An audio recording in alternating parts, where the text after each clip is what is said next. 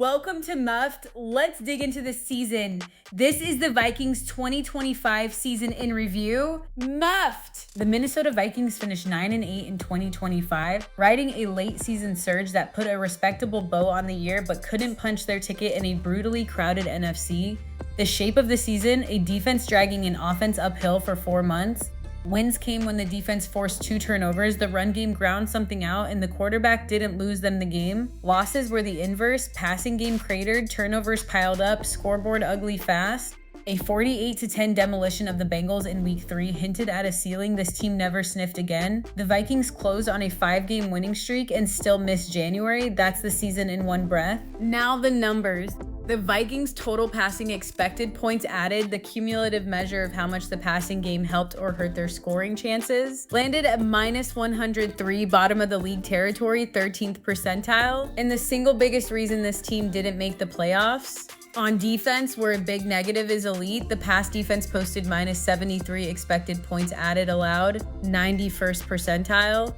Top tier defense paired with a bottom 5 offense and a turnover ledger that told the same story. 27 giveaways against 20 takeaways, net minus 7.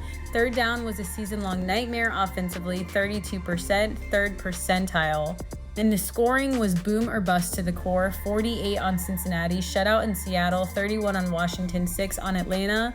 Almost no middle gear. Now let's talk about the passing offense. 188 passing yards a game, 18 touchdowns against 27 total offensive turnovers, and 60 sacks allowed. 60, that's 3.5 a game behind a line that couldn't hold up. The real story is the split.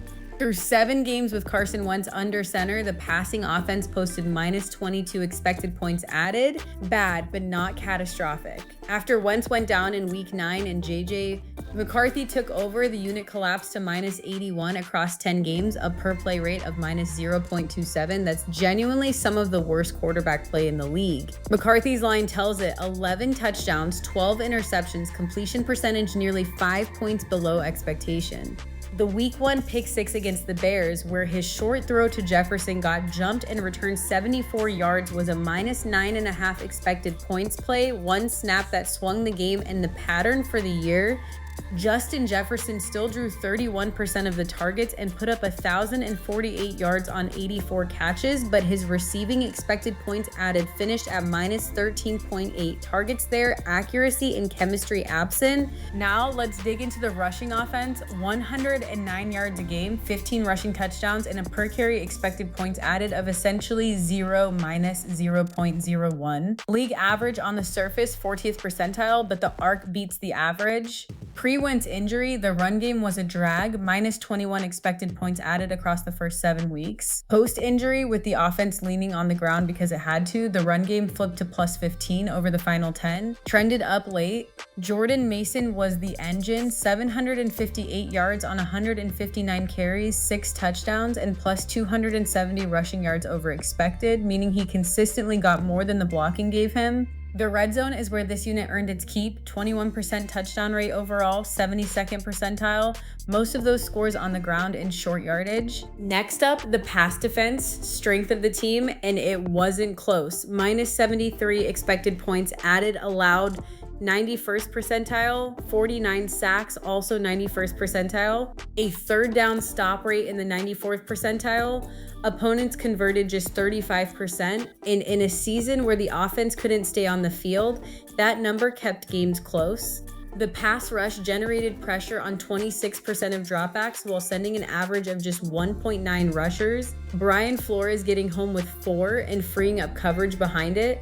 The signature moment came in the Week 3 demolition of the Bengals when Isaiah Rodgers took a Jake Browning interception 87 yards to the house and later scooped a fumble for another 66-yard touchdown. 2 defensive scores in one afternoon, over 20 combined expected points. That was the ceiling, and it showed up often enough to keep a flawed roster in the win column. And the run defense was right there with it. 4.1 yards per carry, minus 27 rushing expected points added, 88th percentile. Opposing run games got smothered week to week. Just 13 rushing touchdowns surrendered all year, and the front held up against heavy personnel. The most common look they saw was 12 personnel with 2 tight ends, and they didn't flinch. Steady floor, minimal variance. It's the reason a team with the 13th percentile passing offense still scratched out 9 wins. Muffed! The 2025 Vikings most valuable player is edge defender Andrew Van Ginkel, the connective tissue of a 91st percentile pass defense, with the Week 14 interception against Washington and the strip sack of Jared Goff in Week 9 that flipped the Detroit game. The fix is obvious and it's at the top. Minus 103 passing expected points added and 60 sacks allowed cannot be where this offense lives again. Third down conversion at 32%, third percentile in the league, is the clearest symptom and the most direct place to start. That's the Vikings 2025 season. 2 things before you go. 1, if you want this every week when the season kicks off, subscribe to the Vikings feed wherever you're listening. 2, if you want the same treatment for your fantasy roster, head to muff.ai and we'll build you a custom weekly show. That's the wrap.